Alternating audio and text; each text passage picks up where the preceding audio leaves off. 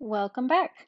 So, because we're not in a classroom where I can ask you what you wrote down, I'm going to talk about what typically people write for adaptation and for fitness, and we'll talk about their everyday meaning versus scientific words, okay?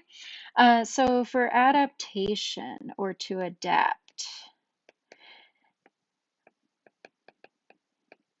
in common language, we typically refer to it as how an individual will change their physical or behavioral or some other kind of attribute about themselves in response to an environmental condition.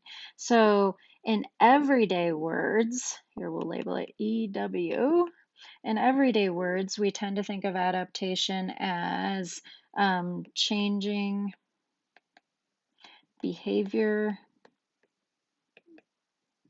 or your physical appearance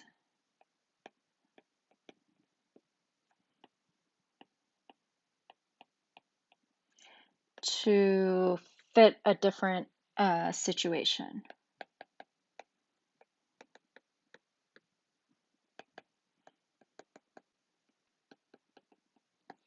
Okay.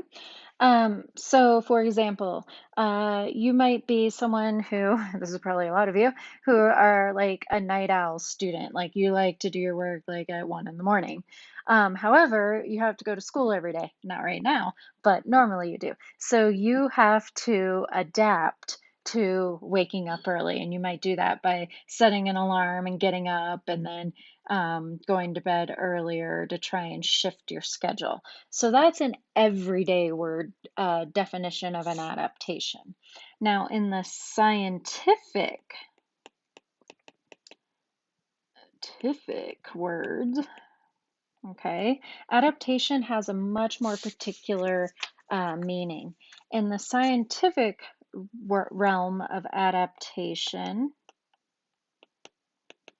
then what we're dealing here with is we're dealing with changes in populations.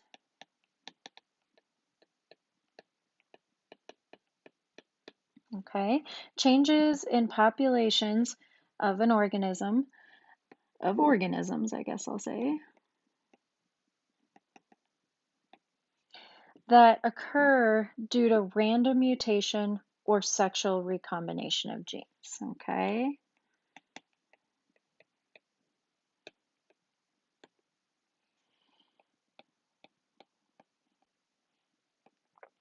in other words, it comes back to the DNA.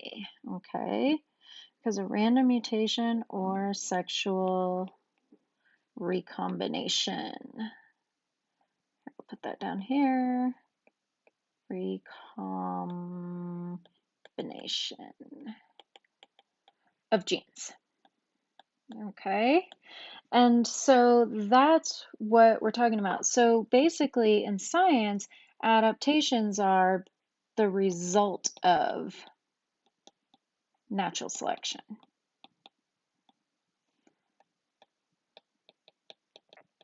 So for example, let's look at some adaptations. You could look at elephants and they have those giant ears, okay? You could, and that's an adaptation to some kind of situation that happened because of sexual recombination of genes or random mutations. Just for fun, elephant ears are an adaptation to staying cool because they can pump a lot of blood up into those ears and blood holds a lot of heat, so it'll let the heat out. And by the way, African elephants who are a little closer to the equator have bigger ears than Asian elephants who are still in tropical areas but not as close to the equator as African elephants, so their ears are not as big. Not because they didn't need them to be as big, but if their ears were as big as African elephants' ears, what do you think might happen? They might lose too much heat and then not survive very well. Okay, so there's a little natural selection in there. Another example might be a polar bear. Okay, and polar bears, they have things like their white fur. And that is an adaptation to You might know hunting on ice. Okay. Helps to blend in and have some camouflage, right? Um, okay, so that is that one, and we'll come back to these polar bears in a few minutes.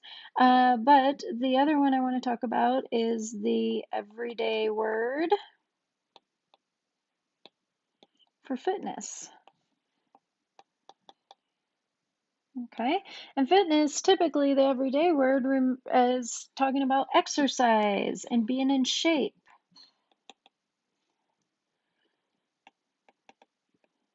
right? You're fit, you're working out, okay?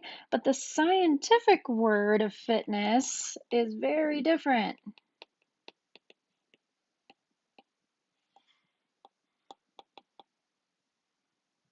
Okay, the scientific word for fitness refers to your ability to survive and reproduce, to survive to reproductive age. Sorry, it's your ability to survive to reproductive age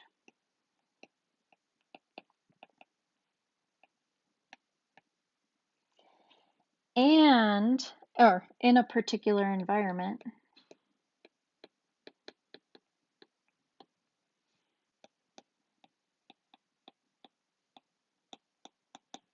Okay, survive to reproductive age in a particular environment and produce viable offspring.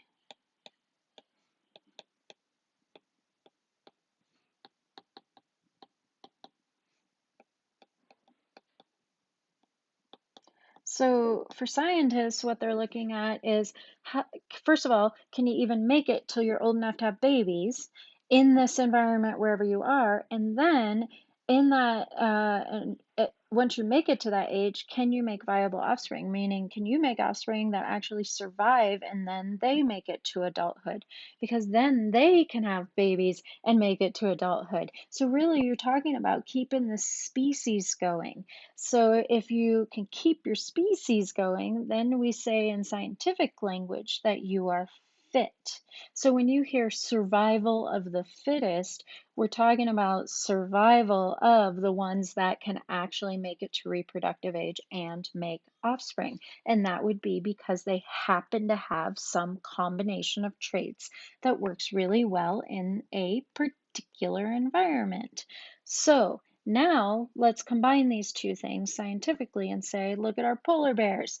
So we said they have an adaptation of white fur. So in the polar bear population, you see white fur. Now that works really well for when they're hunting on ice. So like if they want to hunt a seal, they can blend in with the ice. When that little seal pokes his head up to get some air, they can just snap him up, okay? There, I've added a picture of polar bears and on the white ice and snow. But now let me ask you, what would the fit, so in that situation, they're highly fit, but what would their fitness level be if they were in a tropical rainforest? So polar bears are really great survivors when they're out on the ice hunting, but if you take one and you plop them in a tropical rainforest, how well will that polar bear do? Will he or she be able to hunt very well? I mean, everything's green there, so think about that. They might not be very fit in that particular environment.